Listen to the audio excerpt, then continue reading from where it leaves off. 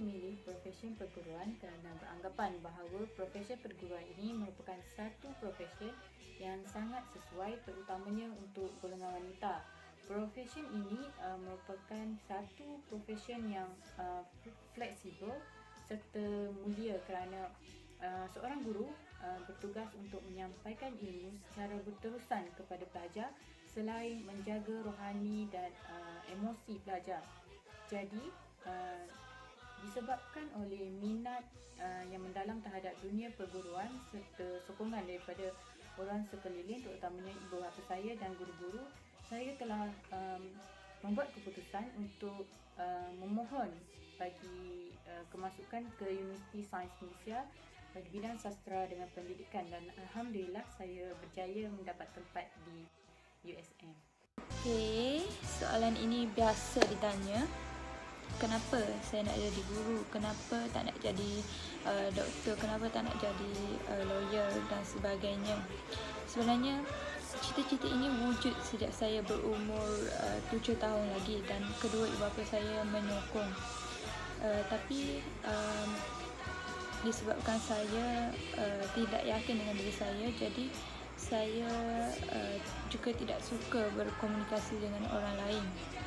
Jadi ditakdirkan saya dapat menyambung pengajian dalam bidang ini dan saya terima dengan hati terbuka kerana saya ingin mencabar diri saya sendiri untuk lebih bergaul dengan khalayak ramai, lebih bersifat terbuka dan sebagainya.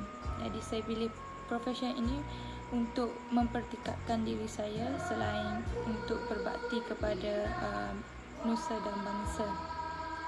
Saya telah memilih profesi ini kerana semasa belajar di sekolah menengah, saya mempunyai seorang guru yang telah membantu saya dalam mata pelajaran kimia, sehinggalah saya menyukai mata pelajaran ini. Disebabkan bantuan guru tersebut, saya berazam agar dapat membantu orang lain, terutamanya pelajar yang tidak tahu cara belajar yang berkesan.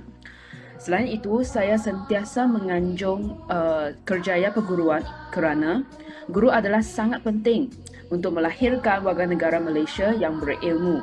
Saya ingin mencabar diri untuk sentiasa bersabar semasa mendidik anak murid saya. Kemahiran komunikasi, jika ditanya adakah perlu bagi seseorang guru, semestinya jawapannya adalah ya. Hal ini disebabkan oleh beberapa faktor seperti guru merupakan individu yang tidak terlepas daripada melakukan komunikasi, terutamanya untuk berhubung dengan pelajar dan bagi proses PDDC. Hal ini disebabkan oleh kemahiran komunikasi yang dikuasai oleh seseorang guru itu boleh memberi kesan kepada cara penyampaian ilmu yang dilakukan oleh guru.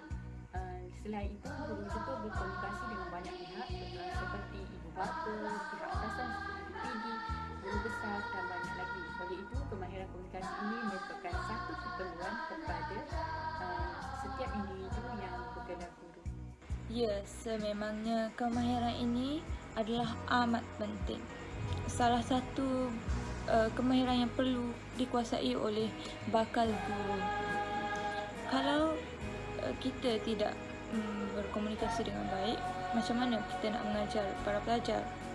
Hal ini kerana seseorang guru tidak semestinya akan bercakap dengan para pelajar sahaja sewaktu berada di sekolah. Malah guru akan bercakap dengan ibu bapa, warga sekolah, warga setempat dan sebagainya. Selain itu, komunikasi yang baik juga dapat mewujudkan hubungan positif antara pelajar.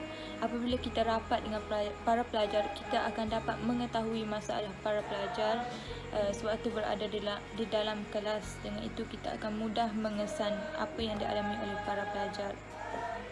Pada pendapat saya, kemahiran komunikasi adalah salah satu kemahiran yang paling penting bagi seorang guru. Hal ini kerana guru perlu sentiasa berkomunikasi dengan murid-murid semasa mengajar. Kemahiran berkomunikasi yang baik dapat memastikan murid-murid memahami pengajaran guru dalam kelas.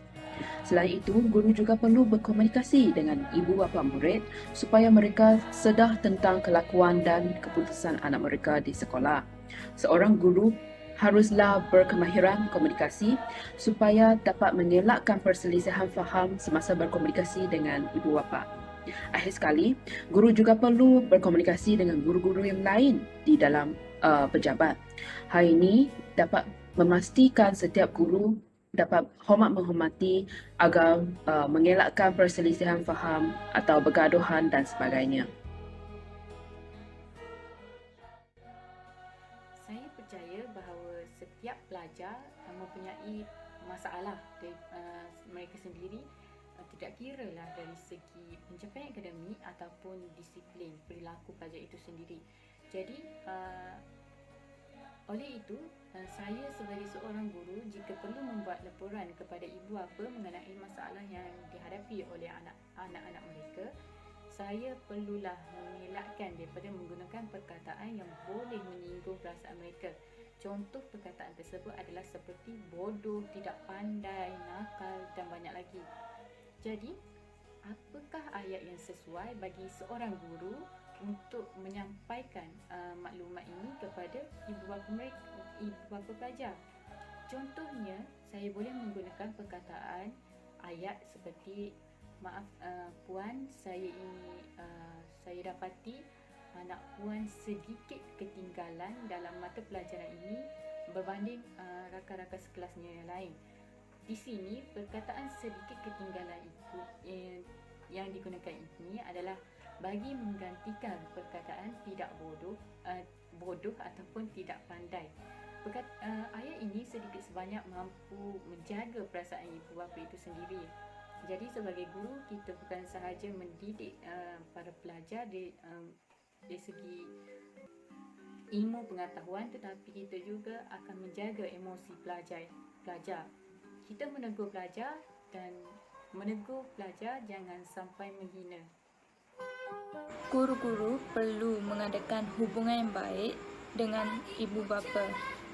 Apabila komunikasi dengan ibu bapa berlangsung, maka guru akan mudah untuk menceritakan permasalahan anak-anak mereka, terutama berkaitan dengan akademik. Maka dengan mudah ibu bapa dapat memantau anak-anak mereka sewaktu berada di rumah masing-masing. Pertama sekali, saya perlu membina kepercayaan ibu bapa dengan menunjukkan saya seorang guru yang mempunyai minat terbaik untuk anak mereka. Saya selalu mengambil inisiatif untuk membimbing murid-murid saya untuk mencapai kejayaan. Selain itu, sebagai seorang guru adalah sangat penting untuk sentiasa mendengar kepada ibu bapa. Ibu bapa merupakan orang yang paling memahami anak mereka. Oleh itu, saya akan memberi perhatian kepada kebimbangan dan persoalan ibu bapa terhadap anak mereka.